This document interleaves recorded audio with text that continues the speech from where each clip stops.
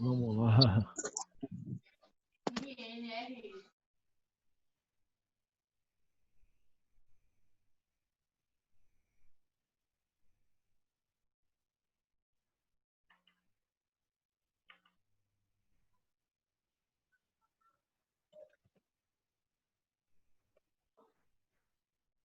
Cadê esse aqui? Nova República.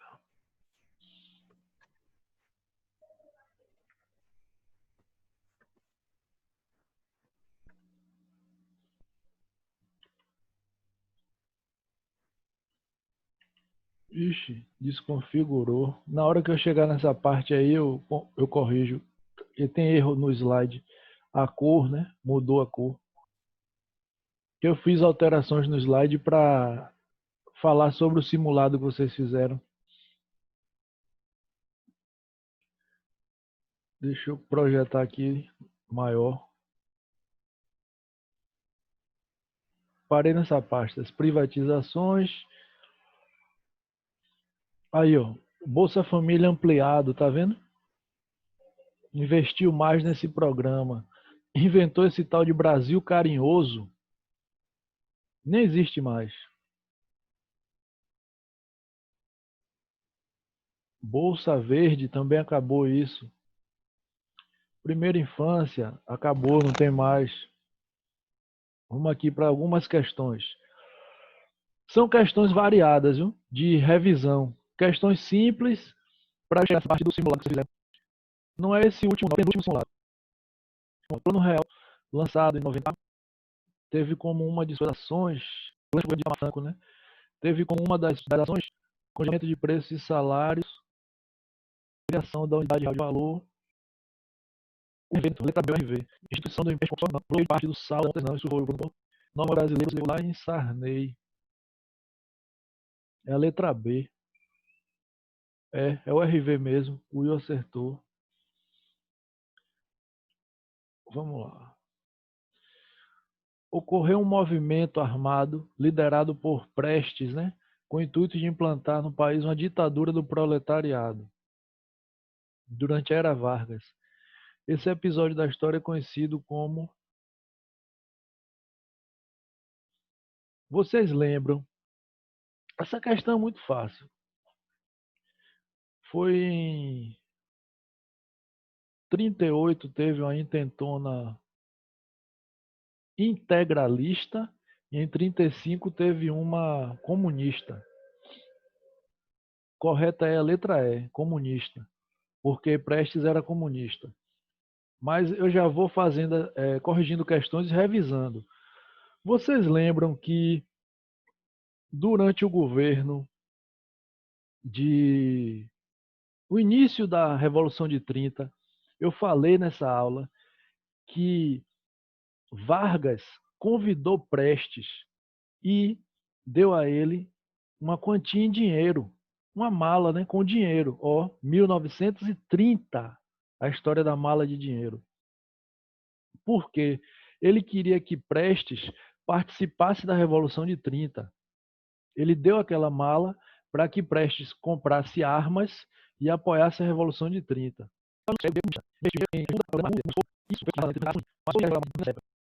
16. Durante o governo do Marechal da Fonseca, que está fazendo Rui Barbosa, foram medidas econômicas conhecidas como enciamento. Ninguém errou a questão dessa, né? A econômica estatal que tem duas ações. Enzo já disse aí, ó. Letra B, né? Emissão de papel moeda e expansão do crédito. Exatamente. É muito simples essa questão. Fundiloa, posso sim, Will. Fundiloa, governo Rodrigues Alves. Foi feito duas vezes. É um empréstimo que o presidente Rodrigues Alves fez no seu governo. Iniciou essa história de pegar dinheiro emprestado com a Inglaterra para investir no café brasileiro. Que forma de investimento? Convênio de Taubaté. Era aquela forma que Professor, foi. o Fundiloa foi Afonso Pena, não foi? Foram dois, teve duas vezes Fundiloa. Não teve só em um, Ah, é não. porque eu só lembro do primeiro. Deixa eu ver aqui. Não, tudo bem, você tá certo, porque eu não lembrei o nome do Afonso Pena. Conta desde. Não, não, não. O Will tá perguntando, a dívida externa conta desde essa época? Não. Não conta não, porque é assim, o Brasil, em períodos de boa venda, economia, balança comercial favorável, o Brasil consegue quitar, aí depois refaz dívidas, entendeu? A dívida que se tem hoje é com FMI, Banco Mundial, não é mais com a Inglaterra. Então, esses acordos tipo Fundilor foram feitos assim para, por exemplo, o convênio de Taubaté, que era pegar o dinheiro emprestado, comprar o café do brasileiro, né, do produtor brasileiro, que eram os políticos mesmo, são eles mesmos, os produtores de café, às vezes são os políticos. Eles pegavam o dinheiro do governo para comprar o próprio café e ainda aumentavam os impostos para poder pagar o Fundilor. Mas a gente na revisão vai rever tudo, viu? Dá tempo, porque a prova vai ser em agosto, né? Consegue rever tudo. Setembro. Setembro? Ah, então aí tem mais tempo ainda. Valeu. Agosto é a ESA. Sim, sim, eu pensei na ESA. Campos Sales é convênio de Taubaté.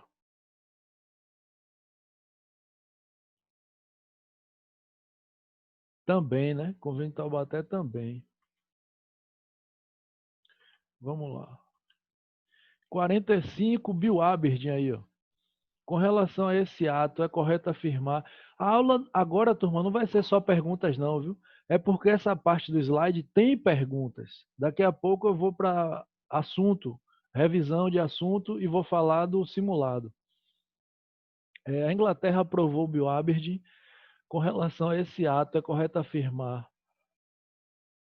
Letra A. Concedia à Inglaterra o direito de monopolizar o tráfico negreiro. Para o Brasil, não. Falso, né? O Bill Aberdeen foram leis contra o tráfico negreiro. B. Determinar a substituição da mão de obra escrava pela mão... Não. Falso.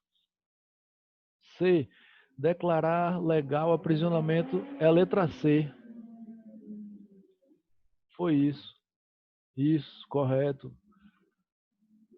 Nenhum navio negreiro poderia passar agora pelo mar, né?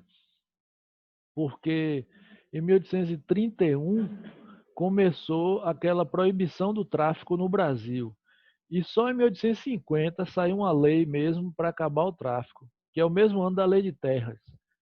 1850, Lei de Terras e ano que acaba o tráfico, né? E aí o tráfico passa a acontecer entre regiões. Então, de 1831 a 1850, o tráfico no Brasil ficou aceleradíssimo, porque Dom Pedro, 31 foi o ano que Dom Pedro I voltou para Portugal. Então, desse ano até 1850, segundo o Império, o tráfico aumentou muito, porque os traficantes, né, de escravos viram que cada vez mais estava tendo a tendência de abolir a escravidão.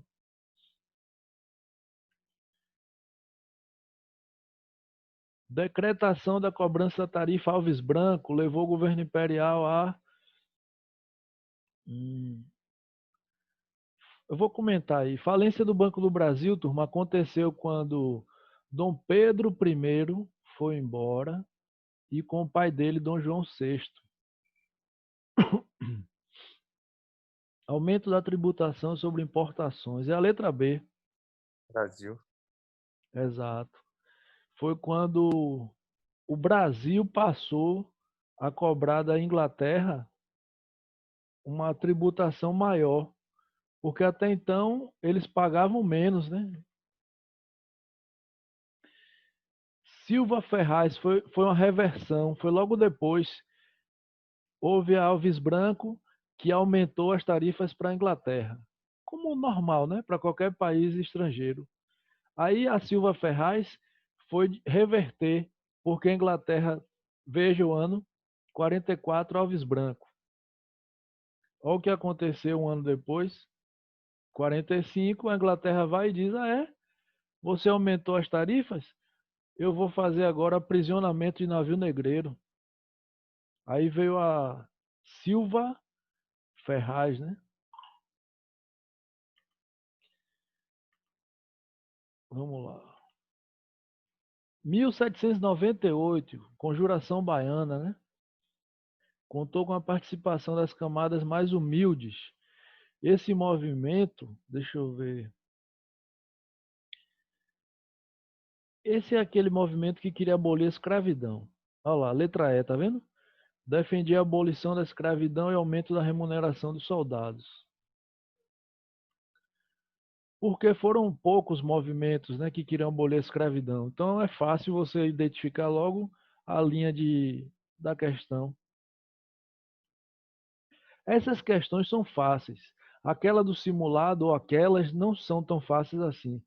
A ESA, hoje ela mescla, né, questões fáceis com algumas, uma ou duas difíceis, né? A SpaceX já era assim. A ESA é que está ficando igual a SpaceX. Já era assim no sentido de que a questão da SpaceX tem contexto, né? Tem um texto para você compreender, mas é tranquila. Só que eles vão botar uma que não é tranquila. E a ESA passou a fazer isso. A ESA antigamente era muito decorar. Hoje ela está ficando parecida com a SpaceX. Participação brasileira na Segunda Guerra Mundial. Letra A está errada, né?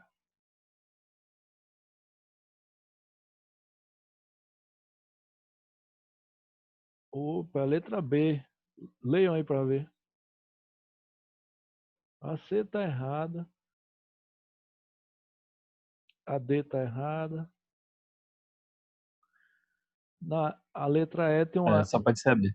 tem um erro no final, né? A letra E. O final dela está falando Ilhas Japonesas do Pacífico. Mais uma da ESA. Assinale a alternativa que não foi, né, um efeito apresentado pelo Plano Real durante os governos do presidente Fernando Henrique Cardoso. Diminuição da inflação houve. Ô, professor, Oi? você pode relembrar esse plano real aí? Eu me esqueço toda hora. Ele é o melhor, foi o melhor e é o melhor plano econômico do Brasil. Por essa questão, eu consigo relembrar as características mais importantes dele. O Fernando Henrique era ministro da Fazenda do governo Itamar Franco. Ele era professor, ele é um sociólogo, né? Reconhecido internacionalmente. Aí ele foi na USP e convocou uma equipe de economistas para criar esse plano econômico. Foi formado por uma equipe de economistas brasileiros. Por isso ele funcionou bem, né? O que é que o Plano Real fez a previsão, a organização? Letra A, diminuição drástica na inflação. Verdade. Estabilizou a moeda. O Plano Real fez uma conversão de que a moeda brasileira chegaria a ser igual a $1. E houve um período intermediário que a moeda se chamou URV. Durante a URV, cada dia tinha um valor. Por exemplo, a URV estava se equiparando a $1. Aí hoje a moeda se chamava URV, entendeu? Durante um período curto. Aí hoje quanto era uma URV? Uma URV estava custando $2. Até que chegou no ponto que uma URV era igual a $1. Quando isso aconteceu, a moeda passou a ser chamada de real. E os programas que os economistas fizeram no Ministério Fernando Henrique. Letra C. Aumento das exportações para a China. Isso está errado. No governo Henrique não houve isso. É o contrário, né? É a China que exporta para o mundo todo. A gente vende produtos para a China? Vende, claro que vende. Mas não houve isso no governo de Fernando Henrique.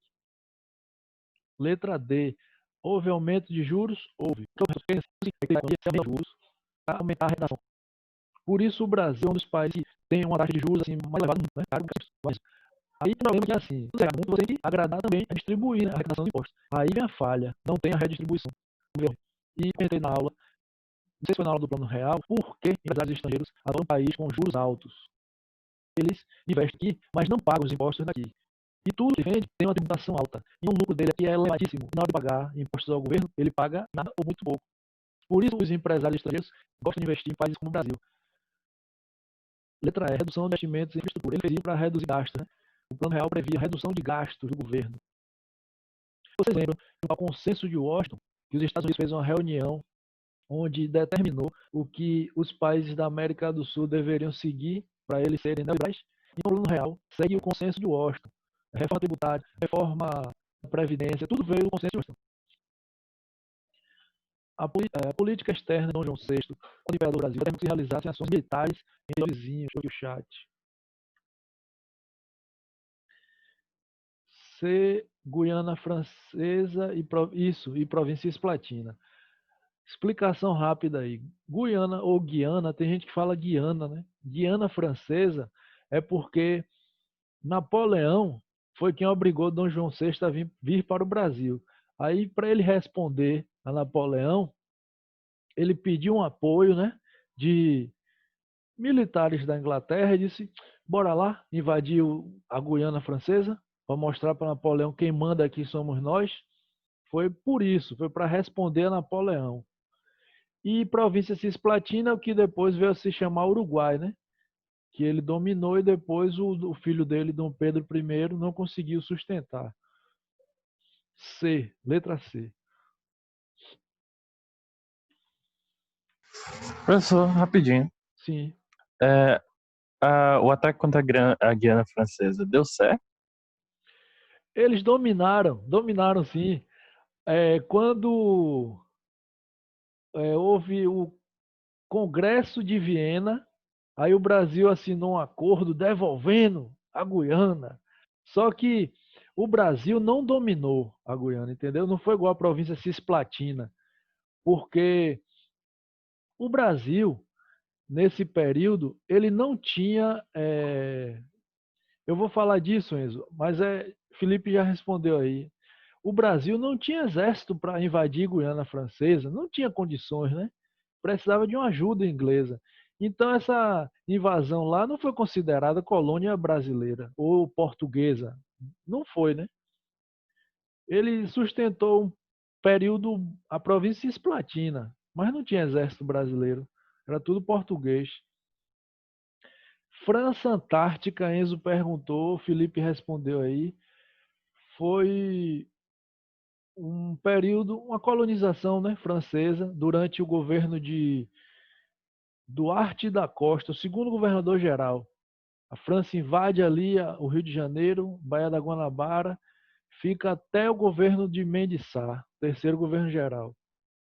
Depois eles fazem também França Equinocial, invadiu o Maranhão, os franceses. Invadiram, né, depois. Em 45 chega ao fim o Estado Novo, implantado pelo presidente Vargas.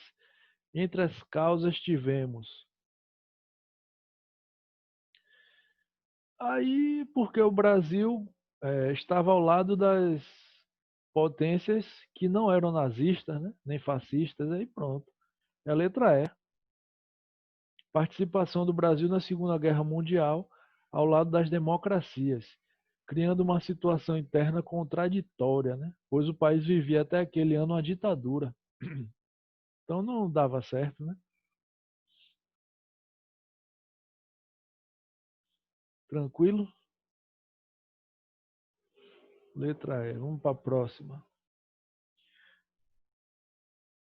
Para controlar gastos e investimentos, priorizando saúde, alimentação, transportes e energia, foi criado o Plano SALT, que tem esse nome por ser a sigla composta pelas letras. SALT é Dutra, Metas é JK, certo? Isso aí não pode esquecer. É fácil, é igual beber água, é fácil. 5. Ano de 1922, tem que pensar logo o quê? Ó, tenentismo. Jovens oficiais resolveram abandonar o forte e marchar pela praia de Copacabana, no Rio de Janeiro, para enfrentar as forças legalistas. Esse episódio ficou conhecido como os 18 do Forte. Lembram que só 2 sobreviveram? O civil entrou aí no processo e morreu? Aí, correto é o quê? Letra E também, né?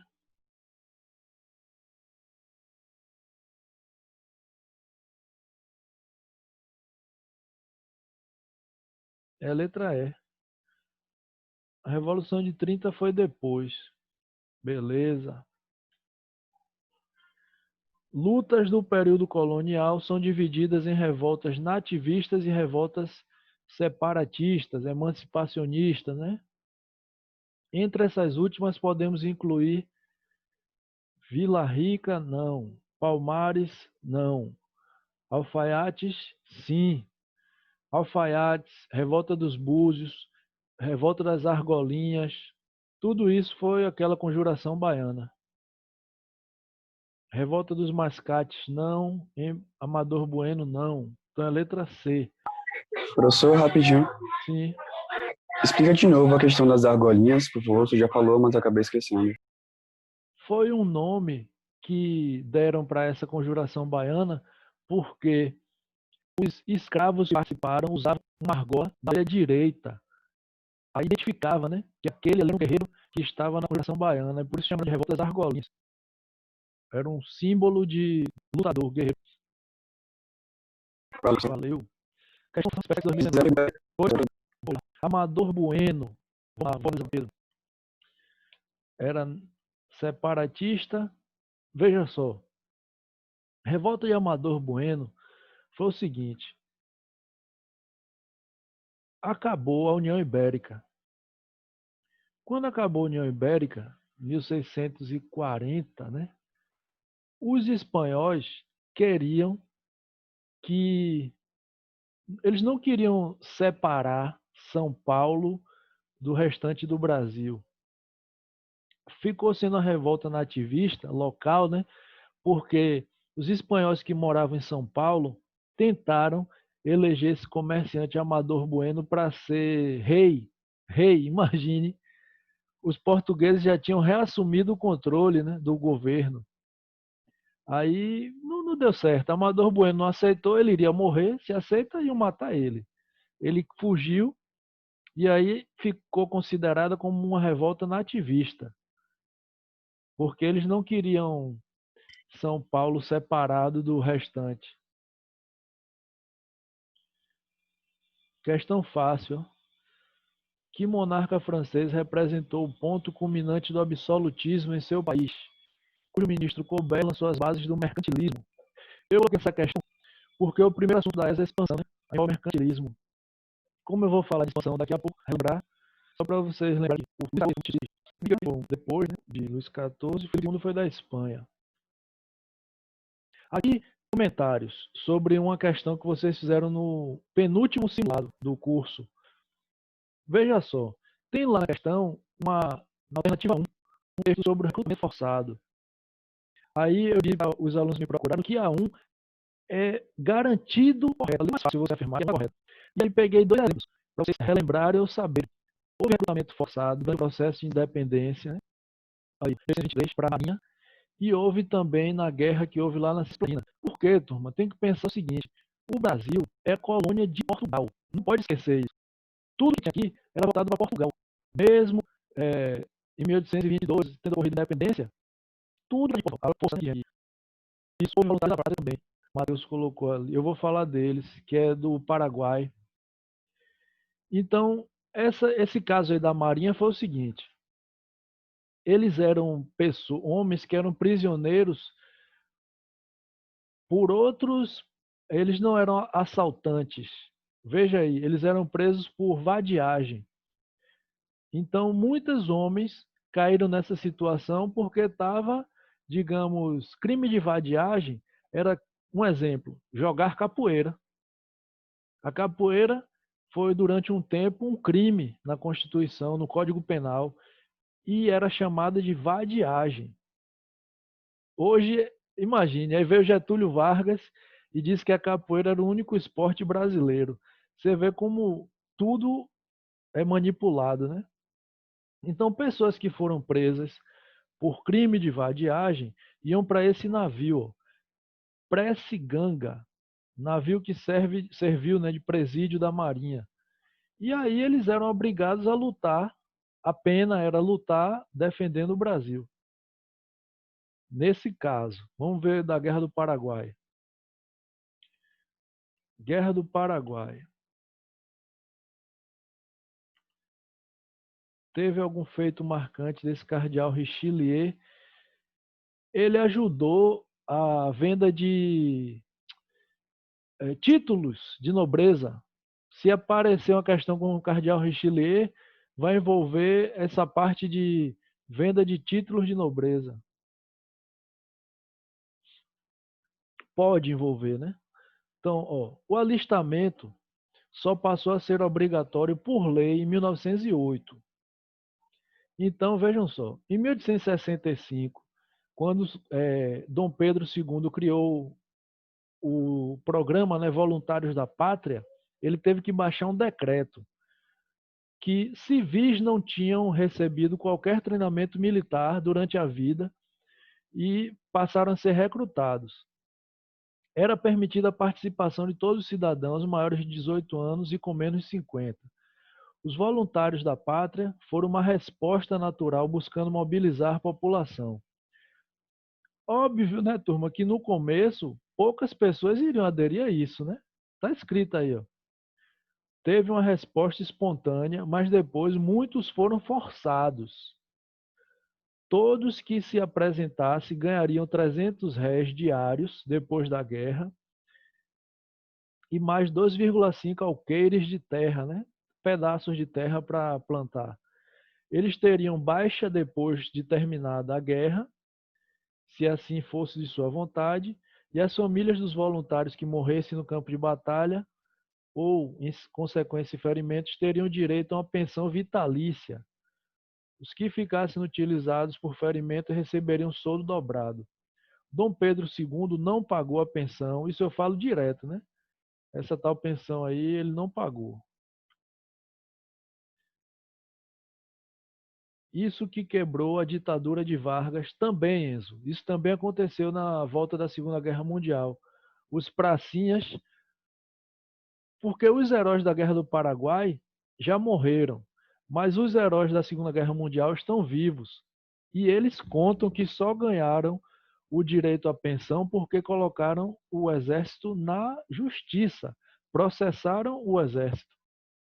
Porque o governo não quer pagar o direito das pessoas, entendeu? Já era desordenado desde esse período aí. Ontem vocês devem, não sei se viram, eu vi uma reportagem sobre os auxílios emergenciais de gente que vai casar agora na pandemia no México, em Cancún. Gente que não tem problema nenhum financeiro, recebeu. Então, o Brasil tem essa desordem organizacional administrativa aí de muito tempo. Ó, outro ponto que tem a ver com a questão do simulado. No simulado, na alternativa 3 ou 4, não, acho que era a 4.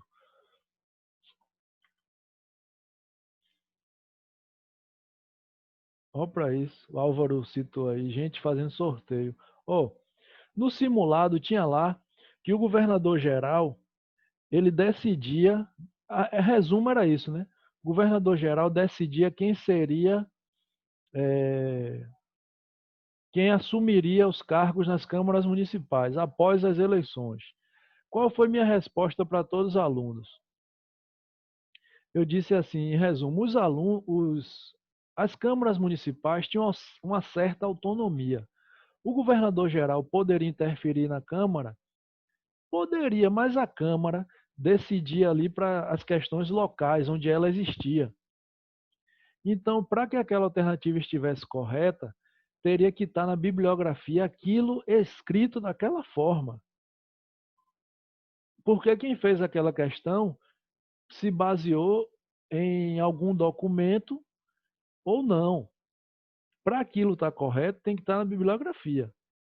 Aí eu pego um slide para justificar o que eu estou dizendo. As câmaras teriam a função de estabelecer um espaço de discussão política ligado diretamente às vilas e cidades. Apesar de aparentemente representar autonomia política, as câmaras estavam subordinadas à intervenção do governador geral. Então, o governador poderia intervir? Poderia. Era subordinação dele. Contudo, os proprietários de terras, acostumados a ter suas vontades cumpridas, acabavam ignorando as medidas que feriam seus interesses particulares. Entenderam? Nem sempre o governador conseguia controlar o que ocorria na Câmara, o que ocorria ali. Por isso, tem que estar escrito na bibliografia o que eles cobrem lá no concurso. Não, por dedução vai gerar recurso. Não pode ser, por dedução era assim. Aí, ó. O governador geral, outra explicação sobre a questão lá do simulado. Qual o objetivo de ser criado o governador geral? Lá no simulado tinha dizendo na questão que influenciou a criação a morte do donatário da capitania da Bahia, que é o Francisco Pereira Coutinho, e Pero Góes, no Espírito Santo, fez uma carta dizendo que a capitania estava abandonada. Ele está dizendo que esses dois eventos influenciou a criação do governo geral. Essa explicação é a mesma da alternativa sobre câmaras municipais. Para estar correta, tem que estar escrito assim no livro ou nos livros da bibliografia. Porque os governos gerais foram criados porque as capitanias estavam vazias, os donatários não tomaram posse. Eram muitas capitanias e só Bahia, São Vicente, Pernambuco, entende? Tem vários objetivos. Aqueles que estão escritos na questão podem ser considerados verdadeiros? Se tiver na bibliografia, sim. Eu procurei, pesquisei. A morte do governador da Bahia ocorreu? Ocorreu. Foi assassinado por indígenas. A carta de Pero Vaz, olhei a história da capitania do Espírito Santo, olhei. Encontrei que várias cartas foram mandadas, entendeu? Então tem que estar na bibliografia. Não pode ser algo que a pessoa pesquise em um documento específico e cobra num concurso. Até porque no Brasil existiram vários documentos, turma. Eu vou mostrar aqui. São muitas explicações e leis para um mesmo evento. Então tem que estar amarrado num livro, na bibliografia. Não pode ser a partir de descobriu o Brasil. Pega um documento aqui que ninguém sabe e uso. Não pode ser assim. Vejam só. Em 1565, houve a primeira fundação da cidade de São Sebastião do Rio de Janeiro. Reverteu para a coroa como Capitania Real do Rio de Janeiro. Em 1565, certo? Depois eu altero essa cor e envio para vocês. Em 3 de novembro de 1709, após a Guerra dos Emboabas,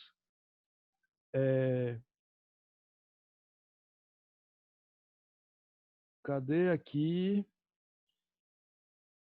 Houve uma mudança, né? A antiga capitania de São Vicente absorveu terras do interior da capitania do Rio de Janeiro e da capitania de Santana, sendo criada a capitania de São Paulo e Minas do Ouro, que é Minas Gerais, né? Depois eu altero a cor, viu? Quando a gente retornar aqui para o terceiro momento, eu já coloco na cor vermelha ou preta. Então eu estou dizendo a vocês que a capitania do Rio de Janeiro foi criada em um período, depois ela sofreu uma alteração de tamanho. No próximo slide eu coloco que em 1763 a capital passa a ser o Rio de Janeiro. E em 1821, observe que eu estou falando só de um lugar para chamar a atenção de vocês. Isso aconteceu em vários lugares do Brasil, essas mudanças assim. Eu peguei só o Rio. Em 1821, por decisão das cortes, a capitania do Reino do Brasil as capitanias se tornaram províncias e o Rio de Janeiro passou a ser a província do Rio de Janeiro em 1821.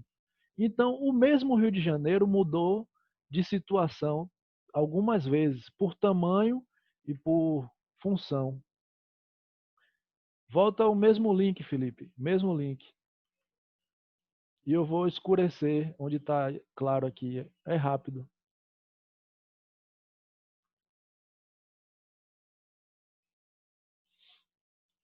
Já vou alterar a cor aqui.